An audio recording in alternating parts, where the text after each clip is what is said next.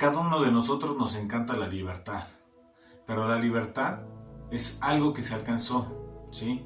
¿Por qué? Porque si estábamos buscando libertad y ahora gozamos de libertad, quiere decir que antes fuimos esclavos o fuimos siervos. En México, por ejemplo, tuvimos nosotros lo que es el señorío del pueblo español durante un largo tiempo. Pero en 1810 empieza a lo que es todo el movimiento de independencia, ¿no? Y está buscando el pueblo mexicano lo que era su libertad. Y ahora, cada 15 de septiembre nosotros recordamos a cada uno de esos héroes patrios. Ahora, nosotros tenemos que entender que algo aún más importante sucedió hace muchísimos años, hace más de 2000 años. Jesucristo nos vino a traer libertad, nos vino a traer de un lugar, ¿sí?, en el cual no teníamos parte con Él y éramos esclavos de nuestros deseos, ¿sí? Éramos esclavos de nuestras concupiscencias, éramos esclavos de nuestra mala manera de vivir, así como del enemigo, del diablo, de Satanás. Ahí estábamos nosotros, totalmente cautivos por Él, ¿sí? Lo único que traía a nuestra vida era dolor, desesperación y desesperanza. Pero Jesucristo, a través de su vida y obra, Él hizo algo extraordinario. Permitió que ahora esa desesperanza se convirtiera en esperanza a un futuro hermoso. ¿A través de quién? De Jesucristo. Y esto es algo que nosotros recordamos cada vez que nosotros tomamos la comunión. Ahí nosotros recordamos qué es lo que hizo Jesús, cómo vivió, cómo se levantó de los muertos, pero también recordamos cómo Él promete que un día vendrá por su pueblo y que gozaremos de vida eterna si depositamos nuestra fe en Él. ¿Qué es lo que pasó? Ahora, a través de la Pascua, el pueblo de Israel tenía que recordar qué es lo que había pasado, ¿no? Cómo Dios los había rescatado con su brazo fuerte, con su brazo poderoso, y que ahora les iba a traer a un mundo totalmente nuevo, una tierra totalmente nueva, ¿no? Donde fluía leche y miel. Y eso vamos a ver cómo Dios tiene preparado siempre algo para nosotros. Pero la libertad la podemos gozar a través de Dios siempre. No hay otra forma en que la vida del hombre pueda gozar de libertad si no es con Él. Así que empecemos a leer los primeros versículos que nos dicen: Entonces mandó el rey a todo el pueblo diciendo: Haced la Pascua a Jehová vuestro Dios, conforme a lo que está escrito en el libro de este pacto. No había sido hecho tal Pascua desde los tiempos en que los jueces gobernaban Israel, ni en todos los tiempos de los reyes de Israel y de los reyes de Judá. A los 18 años el rey Josías fue hecha Pascua a Jehová en Jerusalén. Asimismo barrió Josías a los encantadores, adivinos y terafines, y todas las abominaciones que se veían en la tierra de Judá y en Jerusalén, para cumplir las palabras de la ley que estaban escritas en el libro que el sacerdote Hilcías había hallado en la casa de Jehová. No hubo otro rey antes de él que se convirtiese Jehová de todo su corazón, de toda su alma y de todas sus fuerzas, conforme a toda la ley de Moisés, ni después de él nació otro igual. ¿Te das cuenta qué es lo que está pasando? Hubo una transformación en la vida del rey y del pueblo. Ahora ellos estaban empezando a caminar con Dios y decidieron hacer lo que estaba escrito en el libro del pacto. Se realizó lo que era la Pascua. Y si tú recuerdas, la Pascua en sí era un recordatorio que el pueblo de Israel tenía de cómo ellos habían salido de la tierra de Egipto, es decir, de la esclavitud. Ahí pudieron ellos constatar cómo el amor, la misericordia de Dios, ¿sí?, se veía reflejado día a día en sus vidas. Y esto es algo que es genial, ¿sí?, porque podemos ver cómo Él los rescata, ¿sí?, de esa aflicción, de ese dolor que era causada por la esclavitud en la que vivía. Y esto es algo que tú y yo también podemos nosotros hacer una remembranza, ¿sí? ¿Por qué? Porque nosotros no debemos de olvidar, ¿sí?, de dónde nos tomó Dios. Y aquí podrían surgir algunas preguntas, ¿no? ¿Recuerdas tú cuándo fue tu primer encuentro con Dios? ¿O el día en que aceptaste a Jesús? ¿Recuerdas cómo era tu vida sin Dios? Y ahora, ¿cómo es tu vida cuando estás caminando con Él? Hay un antes y hay un después. Lo mismo pasó con el pueblo de Israel. Solamente que el pueblo de Israel vio muchas otras cosas, muchas maravillas, que dijeras, wow, ¿qué es lo que está pasando aquí? Pero podemos ver que Dios ha estado al pendiente de ellos y les quitó de la esclavitud para traerlos a una libertad en donde podían tomarse de la mano de Dios. Y esto es algo que es lo que está pasando y lo que va a suceder, ¿ok? Y esto es algo que debe de quedar en nuestras vidas también marcadas. El primer encuentro cuando tuvimos, tenemos que tener esa remembranza de cómo fue nuestro sentir cuando Dios nos habló, cuando nos trajo con sus lazos de amor, porque realmente eso es lo que muestra Dios siempre para con la vida del hombre, y ver toda la transformación que ha hecho en cada una de nuestras vidas, esa metamorfosis, y cómo es que ahora impacta en el entorno que estoy, ¿no? Y ahora también me dice que yo soy un representante de Cristo en esta tierra, que soy aquella sal y esa luz que va a permitir que la gente pueda acercarse a Dios. Por eso decimos que hay un antes y hay un después. Y esto era algo que tenía que recordar el pueblo de Israel. Ahora nosotros también lo recordamos, ya no con la Pascua, pero sí con la Cena del Señor. Nosotros recordamos cuál fue la vida y la obra que hizo Jesucristo en este plano físico, en esta tierra, en este caminar, en este vivir, pero también recordamos que Él nos prometió que un día iba a venir por cada uno de nosotros. Así que ahí tiene que estar nuestra confianza, ahí tiene que estar nuestra fe. Así que pongamos mucha atención en eso y no olvidemos lo que hizo Cristo en nuestras vidas y lo que va a seguir haciendo. También nos dice el texto que quitó todo aquello, ¿no? Y a aquellos, sí, que desviaban al pueblo de Dios de caminar con Él, ¿no? Y esto es fe en acción, es decir, necesito quitar aquellas cosas que estorban en mi caminar. En ese momento para el pueblo estorbaban los adivinos, los encantadores, ¿no? Los terafines. Pero hoy en día tenemos muchas otras cosas que interrumpen nuestro caminar con Dios. Y tú podrás decir, bueno, pero pues como que, ¿no? A lo mejor hay alguna amistad que tienes que quitar, ¿no? O el joven tiene que quitar al novio o la novia que realmente lo están desviando. Tenemos que ser muy sabios, ¿sí? Y tenemos que estar atentos a aquellas cosas que pueden desviarnos, ¿no? Muchas veces nos desvían cosas como que muy sencillas, ¿no? La familia, ¿sí? Luego nos desvía, ¿no? Porque, es que va a ser el cumpleaños de mi sobrino y te invito, carnal, ¿sí? Te invito a que vayas a la fiesta de mi hijo, ¿no? Y la fiesta es a la misma hora del templo, ¿no? Esto ya fue un comentario que hizo el pastor en algún momento, ¿no? Como su hermano mayor, ¿sí? Le invitaba a las fiestas de sus hijos, los domingos en la tarde eran los días de fiesta, pero empezó a ir a la iglesia y ¿qué pasó? Transformó las fiestas, ¿no? Ahora era en la mañana, ¿no? Y es esto, ¿no? Entonces, pues tenemos que ser sabios, tenemos que estar atentos y ver cómo es que hay cosas que tengo que quitar, ¿sí? Aquí, por ejemplo, el pastor no quitó a su hermano de su vida, ¿sí?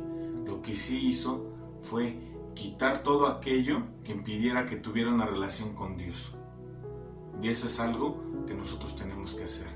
Dios es primero. Y eso lo tenemos que tener en cuenta todos los días de nuestra vida. También dice que no hubo otro rey que le amase con todo su corazón, con toda su alma y con todas sus fuerzas. ¿Te das cuenta de esta descripción? Es algo que es tremendo. Ahora, la gran pregunta es, ¿Dios puede decir lo mismo de ti? Porque esa es la pregunta. ¿Dios se puede expresar de la misma manera que se está expresando aquí de Josías? Tenemos que analizarnos y pensar muy bien, de tal manera que podamos estar caminando hacia allá, ¿no? Porque al fin y al cabo, este es el punto más importante de la vida del hombre. Amar a Dios con todo su corazón, con toda su alma, con todas sus fuerzas, ¿sí? Que sea el primer lugar en tu vida. Así que amemos a Dios y esforcémonos día a día. Continuemos leyendo el verso 26 que nos dice, con todo esto, Jehová no desistió del ardor con su gran ira que se había encendido contra Judá, por todas las provocaciones con que Manasés le había irritado. Y dijo Jehová: también quitaré de mi presencia a Judá, como quité a Israel, y desecharé a esta ciudad que había escogido, a Jerusalén, y a la casa de la cual había yo dicho: mi nombre estará allí. Y algo que es real, ¿sí? Y eso siempre vas a tenerlo, es que Dios es un Dios de amor, que es un Dios misericordioso. Pero nunca debemos de olvidar que también hay otro atributo que nuestro Señor y Dios tiene, y ese atributo es que nuestro Dios es un Dios que es justo, ¿sí? El pueblo de Israel había pecado gravemente contra Dios, lo habían desechado, lo habían hecho afuera, ¿sí? ¿A quién? A su Dios, al Todopoderoso. Lo habían hecho a un lado, lo quitaron de la vida de ellos, ¿sí? Y ahora lo que iba a pasar, ¿sí? Porque ahora, al no caminar de la mano con Dios, al impedir que la palabra de Dios esté purificando la vida del hombre, al impedir que el amor de Dios sea sobre de ellos, pues sí, lo único que acarrearon para su vida fue juicio. Nosotros, si no creemos en Cristo Jesús, tendremos esa misma suerte que el pueblo de Israel. Vamos a ser desechados, ¿sí?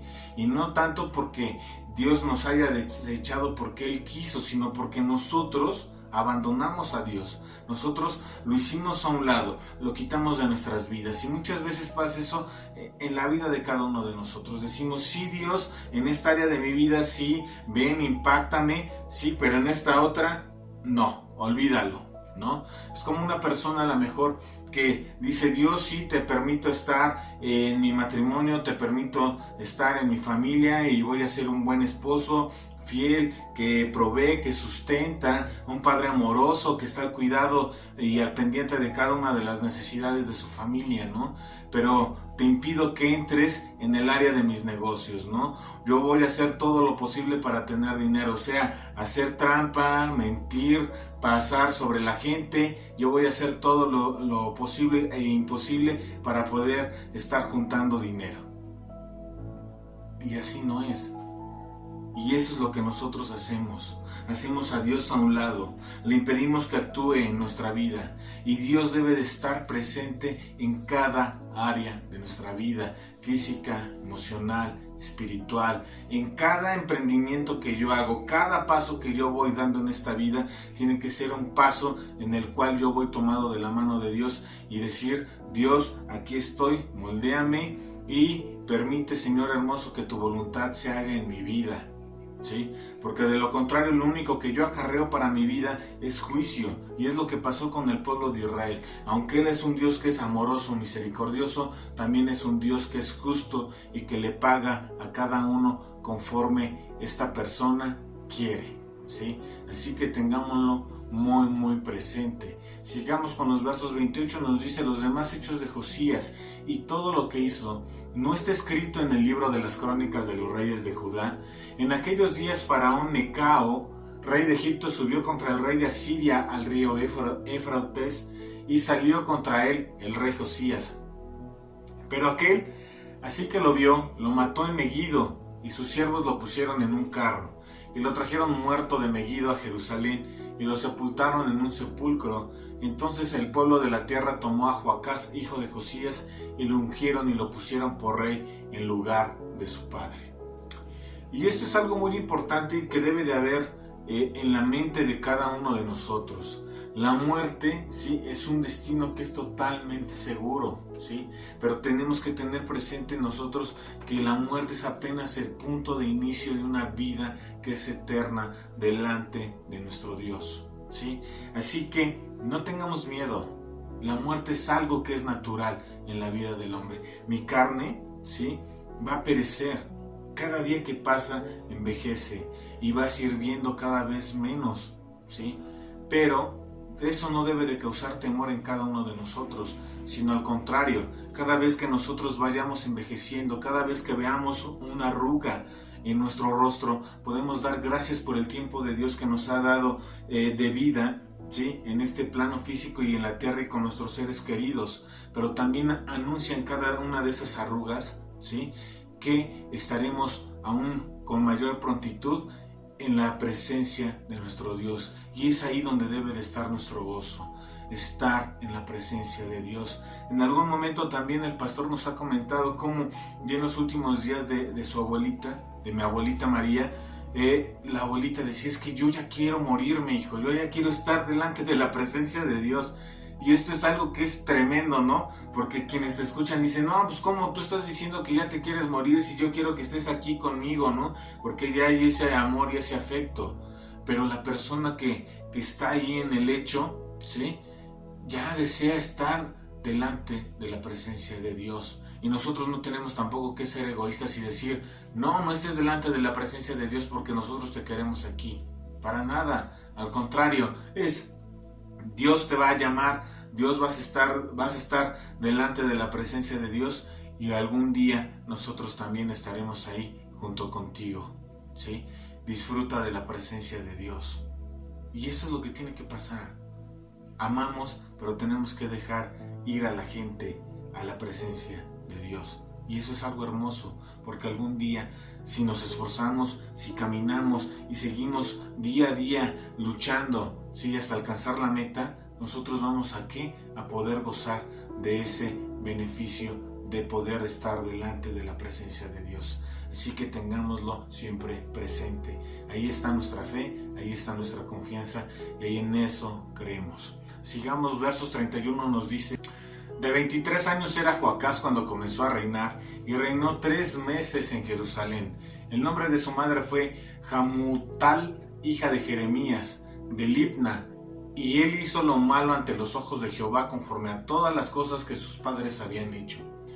Y lo puso preso Faraón Necao en Ribla, en la provincia de Hamat, para que no reinase en Jerusalén. E impuso sobre la tierra una multa de 100 talentos de plata y 1 de oro. Entonces Faraón Necao puso por rey a Eliaquim, hijo de Josías, en lugar de Josías su padre, y le cambió el nombre por el de Joacim. Y tomó a Joacás y lo llevó a Egipto y murió allí. Y Joacim pagó a Faraón la plata y el oro, mas hizo avaluar la tierra para dar el dinero conforme al mandamiento de Faraón, sacando la plata y el oro del pueblo de la tierra, de cada uno según la estimación de su hacienda, para darlo a Faraón Necao. Y te das cuenta, tristemente Joacás hizo lo malo. Después de que su padre se había esforzado en caminar tomado de la mano de Dios, el hijo dijo: ¿sabes qué? Esto no me interesa, voy a seguir haciendo lo que yo creo que es mejor, voy a seguir mi camino, porque mi camino no es el mismo que el tuyo, Dios. Y él dice que hizo lo malo, ¿no? Y muchas veces, al vernos sujetos ante algún evento trágico, como puede ser la muerte de Joacías, ¿sí?, a manos del faraón, la gente pudiera haber dicho: ¿y dónde está tu Dios?, ¿no? Pero muchas veces tenemos nosotros que entender que la vida del hombre es fina, ¿sí?, y que tiene un principio y un fin, no de acuerdo a lo que yo creo, sino de acuerdo a los propósitos de Dios, ¿sí? Y esto es algo que tenemos que tener presente. Si Dios decidió que la vida del hombre fuera de tantos años, ¿sí?, esos años son los que ha de vivir, independientemente de la edad que tenga, ¿sí? Y esto no es malo, porque al fin y al cabo, quien da la vida es también el que la recoge. Así que tengamos esto presente. Pero la gente puede decir: bueno, ¿qué es lo que pasó? ¿Seguir a Jehová no le trajo nada bueno a mi padre? Esto es a lo mejor lo que pudo pensar Joacás. Y tontamente y tristemente se desvió del camino, ¿sí? Se desvió, hizo lo malo. ¿Conforme a qué? Conforme a las cosas que habían hecho sus padres, es decir, lo que había hecho, por ejemplo, ¿quién? Manasés, su abuelo, ¿no? Que fue el peor rey de todo el pueblo de Israel, tanto del norte como del sur. Fue el peor rey junto con Acab, ¿sí? Que se daban un tú por tú, eran tremendos estos dos, ¿sí? Y fueron torpes. ¿Y qué es lo que pasa aquí? Pues este hombre hace lo malo, trae Dios a juicio, ¿sí?, a Joacás, y ocupa al faraón, a Necao, como un instrumento. ¿Para qué? Para decir: lo que tú estás haciendo está tremendamente horrible, no lo voy a permitir, y este hombre es encarcelado, ¿sí? Así que, hermano, pongamos mucha atención. no nos desviemos del camino. Cuando tú te desvíes, ten por seguro que tu destino va a ser la muerte, ¿sí? Va a ser el que no tengas tú la protección del Dios Todopoderoso. De 25 años era Joacim cuando comenzó a reinar y 11 años reinó en Jerusalén. El nombre de su madre fue Zebuda, hija de Pedaías de Ruma, e hizo lo malo ante los ojos de Jehová conforme a todas las cosas que sus padres habían hecho. En su tiempo subió en campaña Nabucodonosor, rey de Babilonia. Joacim vino a ser siervo por 3 años, pero luego volvió y se rebeló contra él. Pero Jehová envió contra Joacim tropas de caldeos, tropas de sirios, tropas de moabitas y tropas de amonitas, las cuales envió contra Judá para que la destruyesen, conforme a la palabra de Jehová que había hablado por sus siervos los profetas. Ciertamente vino esto contra Judá por mandato de Jehová, para quitarla de su presencia, por los pecados de Manasés y por todo lo que él hizo. Asimismo por la sangre inocente que derramó, pues llenó a Jerusalén de sangre inocente. Jehová por tanto no quiso perdonar los demás hechos de Joacim, y todo lo que hizo no está escrito en el libro de las crónicas de los reyes de Judá.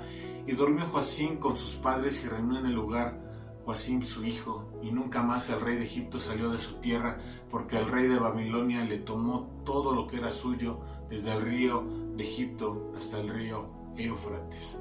Entonces, ¿qué es lo que estamos viendo aquí? De plano, este rey tampoco aprendió la lección e hizo lo malo. Y cuando tú haces lo malo y no sigues a Dios y no vas tomado de la mano de Dios, lo único que acarreas a tu vida es perdición y muerte. Vemos cómo Dios utiliza Nabucodonosor, ¿no? Como un instrumento, ¿no? Ahora Babilonia se había convertido en lo que era la nueva potencia mundial, ¿no? Después de haber vencido a lo que era el imperio asirio en el año del 612 a.C. y cómo derrotó a Egipto en el año 605, ¿no? De hecho, Nabucodonosor había vencido a los egipcios guiados por el rey o el faraón Necao en la batalla así de Carquemis en el año del 605 a.C. Por lo tanto, Babilonia ya había tomado control de cada uno de los vasallos egipcios, en los cuales se encontraba lo que era el pueblo de Judá, ¿sí? Ahora, los babilonios invadieron Judá, ¿sí? Y lo pusieron bajo su dominio. Esta fue la primera de las 3 intervenciones o invasiones babilónicas que tuvieron lugar en Judá durante los siguientes 20 años. De hecho, las otras 2 ocurrieron en el 597 y en el 586 a.C. Y con cada invasión se llevaban cautivos a Babilonia, ¿sí? En esto podemos encontrar a Daniel, el profeta, quien escribió el libro que lleva su nombre. Él fue uno de los que fue llevados durante la primera invasión. Ahora vemos que este rey, ¿qué es lo que hace? Se rebela, ¿no? ¿Por qué? Porque quiere seguir su propio camino y cree que sus decisiones siempre son las mejores, ¿no? Pero te vamos a decir algo: aunque te creas muy inteligente, aunque te creas muy capaz, porque era algo lo que tenía este rey, ¿sí? Se sintió tan capaz y tan inteligente de rechazar el impuesto que le había puesto Babilonia, que agarró y dijo: ¿sabes qué? Me voy a rebelar, no lo vamos a hacer. Pero ¿qué pasó? Nadie puede escapar del juicio de Dios. Llegaron los demás ejércitos. ¿De qué? De la periferia que se encontraban en Judá, a fin de ¿qué? De derrotarla por completo, ¿sí? Y esto es lo que pasa, ¿sí? Nadie puede escapar del juicio de Dios. Y sigamos leyendo los siguientes versos, ¿no? Que nos dice: de 18 años era Joacim cuando comenzó a reinar, y reinó en Jerusalén 3 meses. El nombre de su madre fue Nehusta, hija de Elnatán de Jerusalén, e hizo lo malo ante los ojos de Jehová conforme a todas las cosas que había hecho su padre. En aquel tiempo subieron contra Jerusalén los siervos de Nabucodonosor, rey de Babilonia, y la ciudad fue sitiada. Vino también Nabucodonosor, rey de Babilonia, contra la ciudad cuando sus siervos la tenían sitiada. Entonces salió Joacim, rey de Judá, al rey de Babilonia, él y su madre, sus siervos, sus príncipes y sus oficiales, y lo prendió el rey de Babilonia en el 8º año de su reinado, y sacó de allí todos los tesoros de la casa de Jehová y los tesoros de la casa real, y rompió en pedazos todos los utensilios de oro que había hecho Salomón, rey de Israel, en la casa de Jehová, como Jehová había dicho, y llevó en cautiverio a toda Jerusalén, a todos los príncipes y a todos los hombres valientes, hasta 10,000 cautivos, y a todos los artesanos y herreros. No quedó nadie, excepto los pobres del pueblo de la tierra. Asimismo llevó cautivos a Babilonia a Joaquín, a la madre del rey, a las mujeres del rey, a sus oficiales y a los poderosos de la tierra. Cautivos los llevó de Jerusalén a Babilonia, a todos los hombres de guerra, que fueron 7,000, y a los artesanos y herreros, que fueron 1,000, y a todos los valientes para hacer la guerra, llevó cautivos al rey de Babilonia. Y el rey de Babilonia puso por rey, en lugar de Joaquín, a Matanías su tío, y le cambió el nombre por el de Sedequías. Ahora, ¿qué es lo que vemos aquí? La historia, ¿sí?, se repite. Nos dice que este Joaquín hizo lo malo ante los ojos de Dios. Y esto es algo que es tremendo, porque ahora tú puedes ver cómo el juicio de Dios se acerca a la vida cada vez que uno hace malas cosas. Cada vez que uno hace a Dios a un lado, va a traer juicio a su vida, ¿sí? Líbrate de este juicio. ¿Cómo te puedes librar de este juicio? Acercándote a Dios, teniendo a Jesucristo como tu Rey, como tu Señor y como tu Salvador. Él va a realizar una transformación en tu vida que va a ser tremenda y va a permitir que tú seas acepto ante los ojos de Dios. Permitamos que nuestras rodillas se doblen y que confiese cada uno de nuestros errores, de nuestros pecados delante de la presencia de Dios y caminemos tomados de su mano. No permitas que el juicio de Dios llegue a tu vida por ser negligente. Dios te está hablando. ¿Para qué?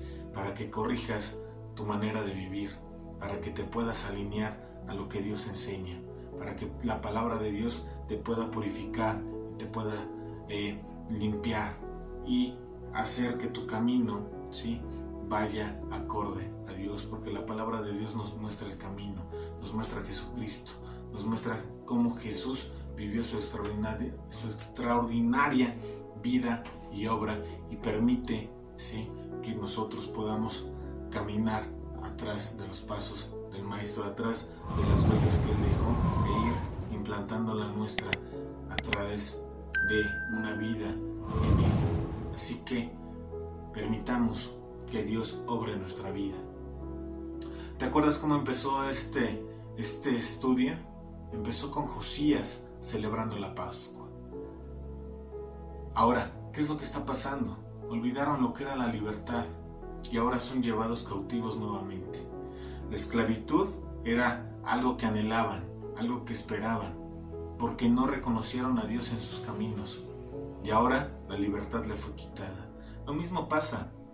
Nosotros éramos personas que estaban esclavizadas por malos deseos, ¿sí?, por las concupiscencias del corazón, ¿sí?, o por los deseos del enemigo, del diablo, de Satanás, ¿sí? Dios quitó a todos ellos y Él se impuso como Señor y Salvador cuando tú le permitiste entrar en tu vida. No dejes, ¿sí?, a Dios a un lado y regreses a ser esclavo, a estar cautivo. No regreses al dolor, no regreses a la oscuridad. Permite que Dios vaya alumbrando tu vida y permite que Jesús sea esa luz que nos muestre cómo debemos de andar día a día en nuestra vida. Así que, hermano, no olvides, el día de mañana tenemos el estudio del libro de los Salmos. Está súper interesante. Permite que Dios te hable a través de este estudio. Los días viernes tenemos el desafío del amor. Velo junto con tu esposa, junto con tu esposo, y permite que Dios vaya transformando su matrimonio. Los sábados a mediodía tenemos Familia Kids. Aquí los pequeñitos empiezan a dar sus pasos en fe, ¿sí?, conociendo cómo otros hombres y mujeres fueron antes que ellos y son un ejemplo para la vida de cada uno de nosotros. Permite que tengan ese tiempo de comunión con Dios cada uno de tus pequeñitos. Y por la noche tenemos lo que es el estudio del libro de Crónicas, el cual está muy interesante porque nos amplía todo lo que hemos estudiado en este libro de Reyes. Asimismo, te invitamos a que el día domingo estés presente a las 11 de la mañana. Estamos estudiando la extraordinaria vida y obra de nuestro Señor Jesucristo a través del libro de Lucas. Y estamos nosotros también viendo lo que es un tiempo de oración, en el cual tú te puedes acercar a Dios y nos puedes venir y comentar de qué manera te podemos apoyar en estas oraciones para que oremos juntos en familia. Que Dios te bendiga, hermano.